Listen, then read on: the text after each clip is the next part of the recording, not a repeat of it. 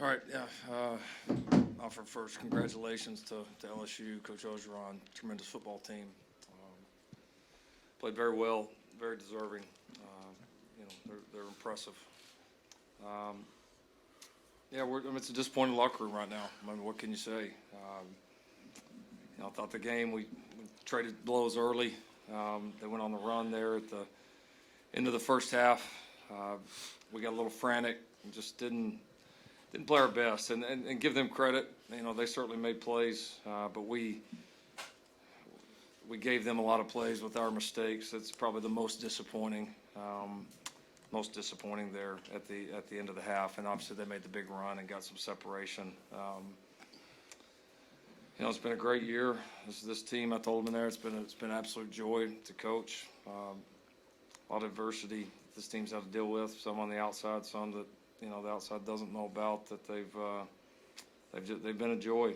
They really have, and had to fight through a lot just to get here. And yeah, it's kind of the disappointment. You balance right now the disappointment of not winning and accomplishing your ultimate goal here.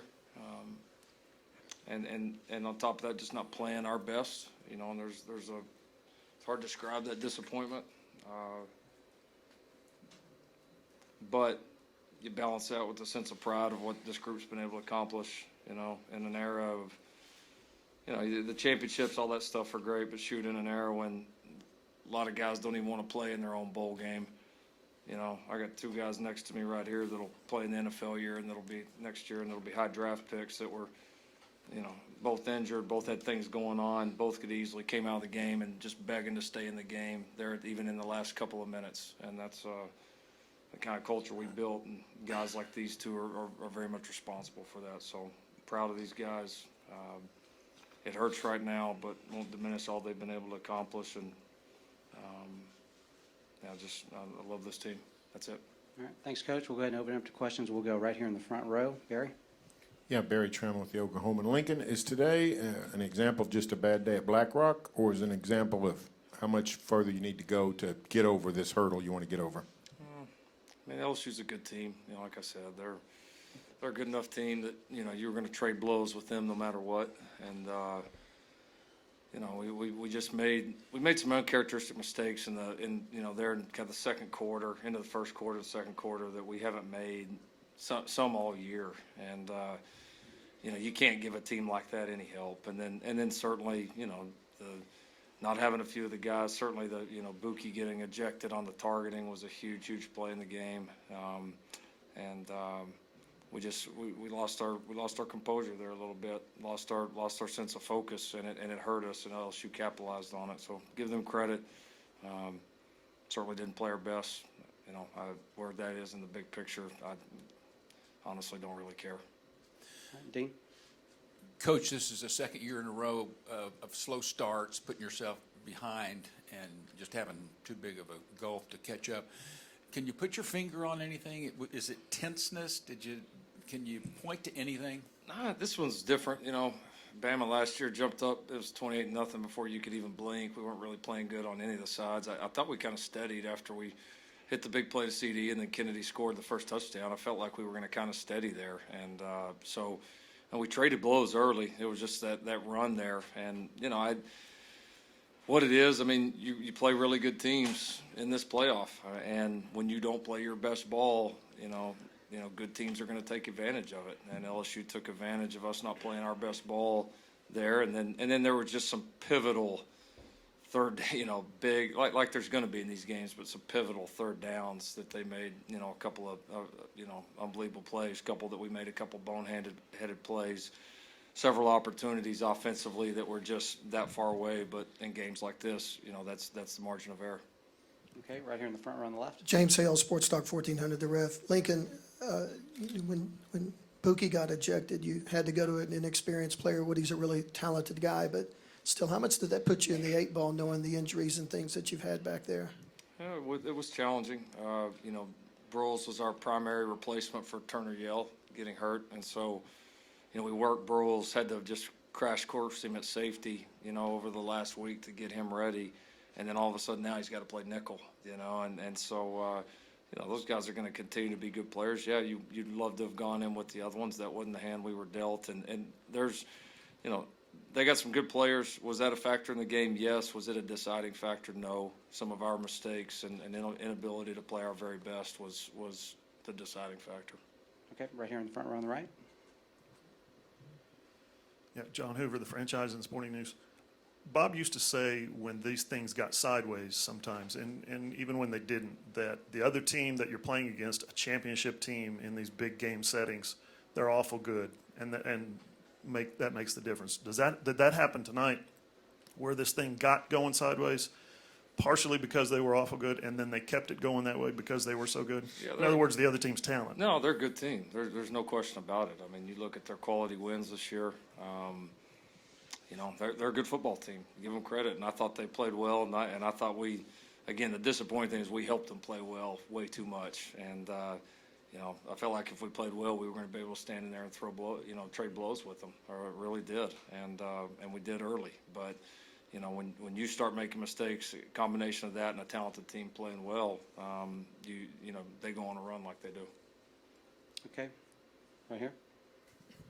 Garen Amick of the Tulsa World. I was going to ask Neville and Jalen for your perspective on what LSU did that was so effective. On Neville, if you could speak to what they did offensively that was effective, especially maybe even surprisingly so. And Jalen, if you could say the same about LSU's defense. I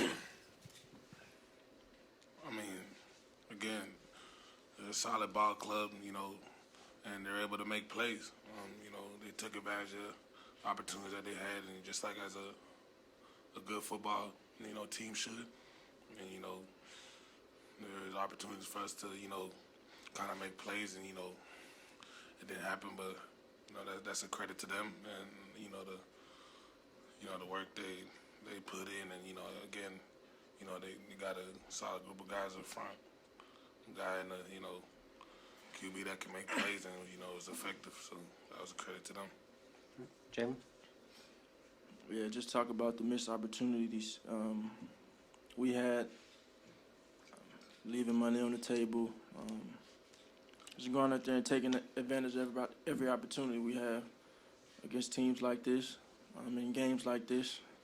You got to maximize it, and we failed to do that.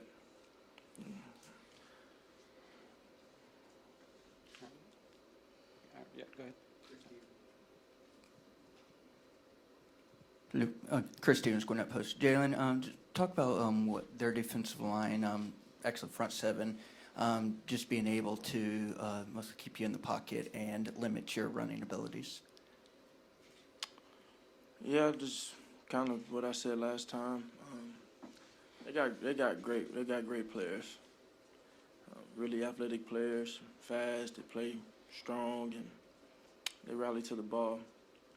But when you play this game, you talk about the controllables, what you can control. And we didn't take advantage of our opportunities, and that's something that we can't control. They play really good defense, but we were too inconsistent to come out on top of this game, and I think that's the blunt reality of it.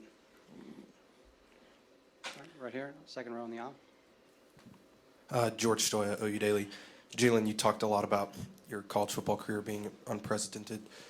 Take me through, how do you hope, OU fans in this program just remember your time here at Oklahoma, being here only, 12 months? It's hard to just sit here and reflect on 4 years, a whole year with my brothers this year, all of that right now. It hurts me. You talk about how much it means to you and the team. It's supposed to hurt. And this is not a good feeling. This is a feeling I've never felt before. It hurts me in my heart. When I decided to come to this school, I told Coach Riley, I'm going to go win you a national championship. And I failed to do that.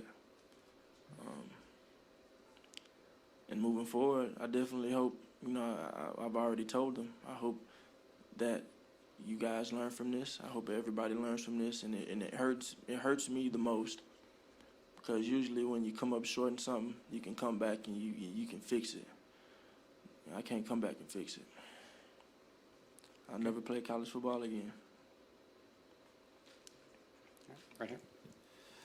Larry Holder with The Athletic. Lincoln, what were some of the things maybe you saw as the game was going on that allowed Joe Burrow to, be so successful throwing against you guys?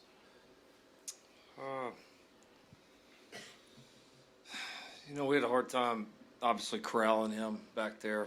We're certainly not the only ones that have. They've got a good offensive line. We had a couple opportunities to get him on the ground, that we didn't. They made a couple plays in scramble, just a couple with pretty good coverage, competitive plays. I mean, those are going to happen from time to time. The biggest disappointing thing for me was the bust that we had defensively, and that's been something all year we've done a tremendous job of. We have had, for being in year one of a system, we have had remarkably few busts throughout the year, and it's been a big key to, why we've, done some of the things we've been able to do defensively and made such huge strides like we have. And we gave them a few there that are probably the most disappointing. So, he's a good player. He's got good players around him.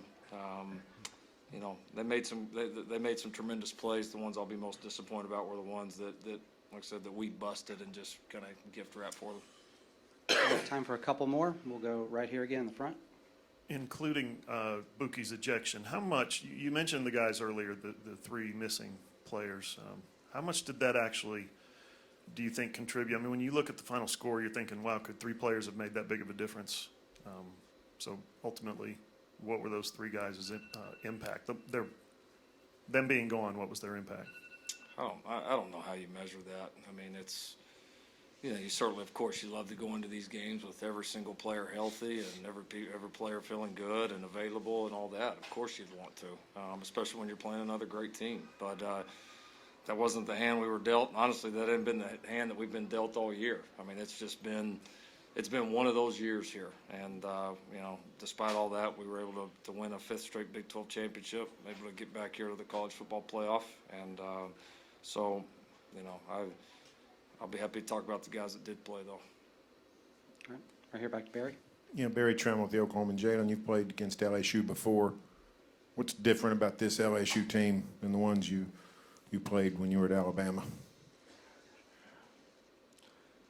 I think the obvious difference is they're scoring 50-something points. I think they've always had a really good defense, and they have this year. They've always had great players. They have a hell of offense, and it's all a credit to how efficient they've been. A lot of respect for them. All right here. George Stoyo, OU Daily. Lincoln, you said last year after the Orange Bowl, you guys were agonizing close to, as a program, to winning a national championship.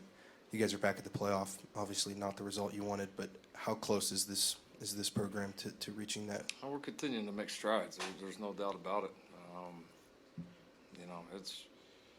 Just putting yourself here 4 times in 5 years is, it's so hard to do, man. It's so hard to do.